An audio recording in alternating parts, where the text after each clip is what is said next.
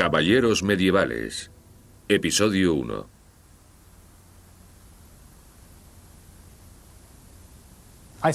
Creo que las armas y las armaduras son un tema tremendamente evocador y que funciona en la imaginación de las personas. La gente se ha sentido fascinada por este tema durante siglos. Supongo que nos sugiere la idea de una época pasada, llena de héroes. Uno se imagina a sí mismo en el pasado, viviendo las historias que hemos oído, o que nos han contado, o que hemos leído. Esta es la imagen clásica del caballero de la Edad Media. El guerrero valiente y romántico montado a lomos de un magnífico corcel y vestido de la cabeza a los pies con una resplandeciente armadura que combatía cara a cara en torneos, batallas y cruzadas. La era de los caballeros comenzó en realidad con las cotas de malla mucho antes de que se inventase la armadura de placas. Los caballeros libraban desesperadas batallas con armas simples: espadas, escudos, lanzas, flechas y mazas. Esta es la historia completa de los caballeros, desde sus primeros comienzos, pasando por la cima de su poder, hasta su decadencia y el mero recuerdo de su legado en la actualidad.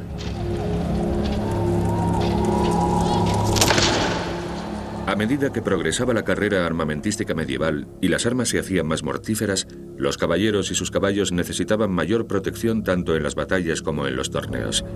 La historia de los caballeros es la historia de sus armaduras, desde la simple y funcional, siguiendo por todas las imitaciones ricas en ornamentos de cada moda, hasta las más futuristas y francamente fantásticas. La historia de un caballero es la historia de un hombre y su caballo. Sin habilidades para montar o de equitación, nadie podía llegar a ser caballero.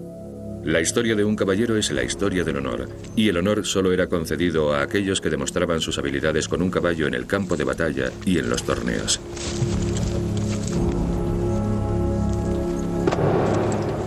La historia del caballero es la historia de la heráldica. Cuanto más se tenían que proteger el caballero y su caballo, más se cubría el primero. Las habilidades de un caballero tenían que ser vistas y contadas.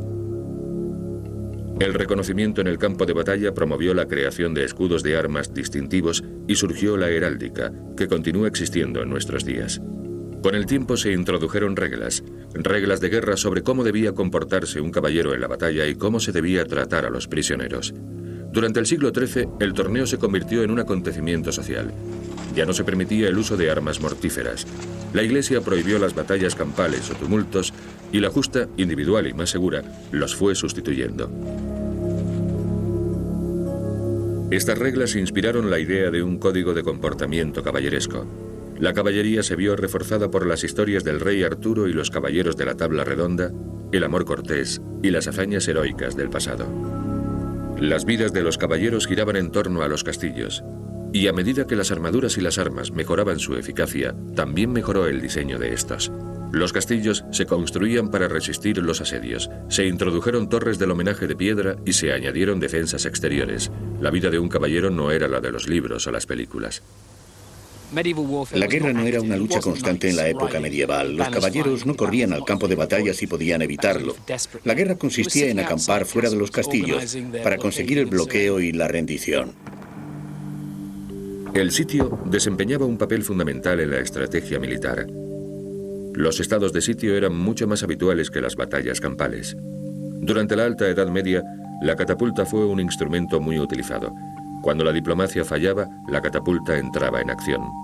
Las cabezas cercenadas de los soldados enemigos se lanzaban sobre los muros para desmoralizar a los defensores del castillo. Al final se tomaba el castillo y se pasaba a cuchillo a sus habitantes. Se cometían actos de una brutalidad indescriptible en nombre de la caballería y de la civilización cristiana, sobre todo durante la época de las cruzadas, cuando los infieles, los no cristianos, eran considerados seres infrahumanos.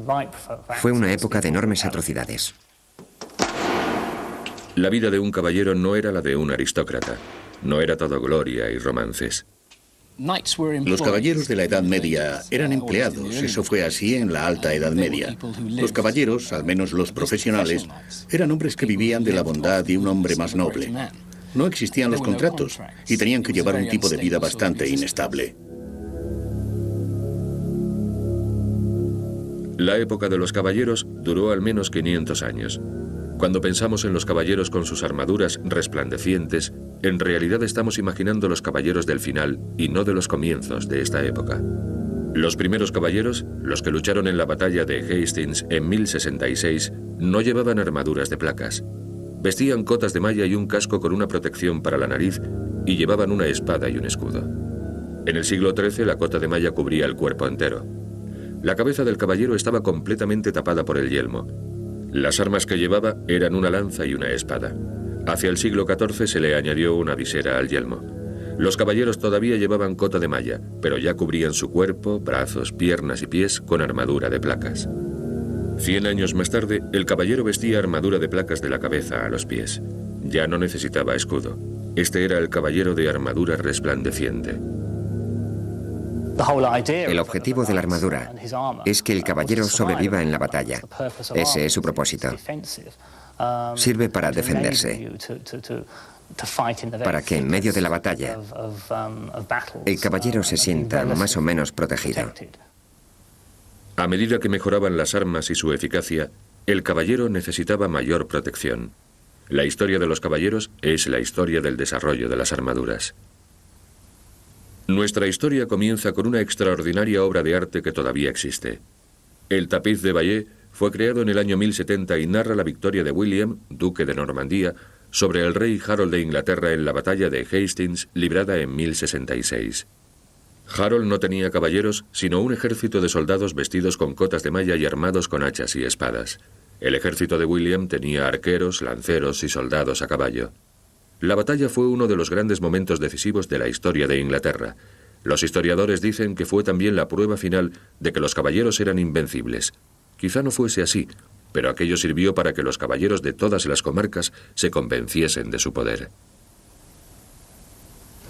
La verdad es que no sabemos dónde se libraron la mayoría de las batallas medievales, pero tenemos mucha suerte de conocer a través de la batalla de Hastings, que tuvo lugar en una ciudad que ahora se llama Battle, cómo era un campo de batalla medieval. Tenía el tamaño de varios campos de fútbol. En realidad eran bastante pequeños, bastante familiares. El alcance máximo de un arma era quizá unos 200 metros, que era lo que alcanzaban los arqueros. El ejército normando estaba compuesto de arqueros y caballería. Rápidamente avanzó a través de las marismas para caer sobre el ejército inglés de Harold, compuesto de soldados de a pie que formaban una línea sobre una colina protegida por los arbustos. La batalla duró desde el amanecer hasta la puesta del sol con asaltos y reagrupamientos a intervalos.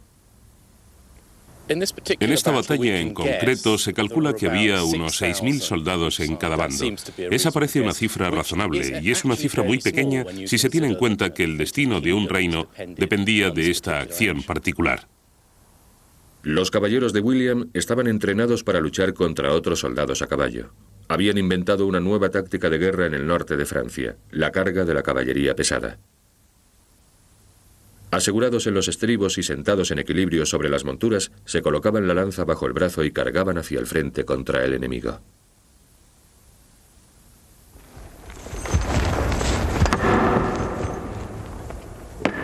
El uso de esta técnica de la lanza acostada iba a afectar la estrategia de la caballería durante los siglos venideros.